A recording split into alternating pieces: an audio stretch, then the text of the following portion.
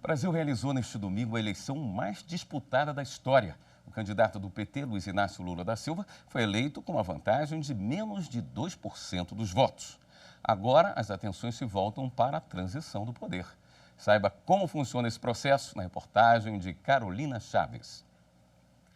A segunda-feira amanheceu com jornalistas na porta do Palácio da Alvorada, aguardando um pronunciamento do presidente Jair Bolsonaro sobre as eleições. Luiz Inácio Lula da Silva foi eleito para o terceiro mandato como presidente da República. O resultado foi confirmado pelo TSE às 7h56 da noite, com 99% das urnas apuradas. Agora, as atenções se voltam para a sucessão. Até o dia 1º de janeiro, quando será feita a transmissão do cargo, uma série de procedimentos estão previstos na legislação. O primeiro é o chamado governo de transição. O presidente eleito Luiz Inácio Lula da Silva deve montar a partir de amanhã a equipe de transição de governo para conhecer a administração federal e se preparar para os primeiros atos. As regras para o processo de transição estão previstas na Lei 10.609 de 2002.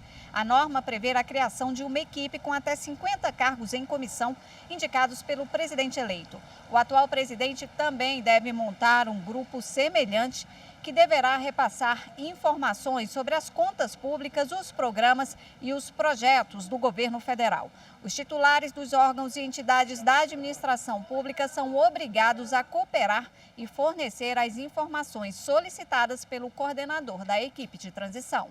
Para receber a faixa presidencial do antecessor, o novo presidente precisa ser diplomado pela Justiça Eleitoral. A resolução 23.677 do ano passado prevê que cabe ao TSE a divulgação ao final do primeiro ou do segundo turno dos candidatos eleitos à presidência e à vice-presidência da República. Após o resultado das urnas confirmado pelo TSE, a Justiça Eleitoral emite o diploma, confirmando a legitimidade do eleito para representar a população. O documento é assinado pelo presidente do TSE, garantindo a posse do presidente e do vice-presidente da República. Se o candidato tiver o registro cassado, não pode ser diplomado. Ainda segundo a resolução do TSE, o mandato eletivo poderá ser impugnado pela Justiça Eleitoral após a diplomação, no prazo de 15 dias, se comprovada a ação de abuso do poder econômico, corrupção ou fraude. Essa eleição foi a mais disputada da história do país desde a redemocratização. Para o vice-presidente do Supremo Tribunal Federal, ministro Luiz Roberto Barroso, agora caberá ao novo presidente a missão de reunificar o país. Acabar com a divisão do país em nós e eles. É claro que sempre vão existir pontos de vista diferentes, mas um país precisa ter alguns consensos mínimos e eles podem ser extraídos da Constituição. Nós precisamos renovar um pacto de integridade. O Brasil precisa elevar a ética pública e a ética privada para se tornar desenvolvido.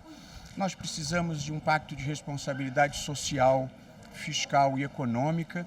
E acho que nós precisamos de um pacto pela educação básica. Nada é mais importante para a vida de um país do que a educação básica.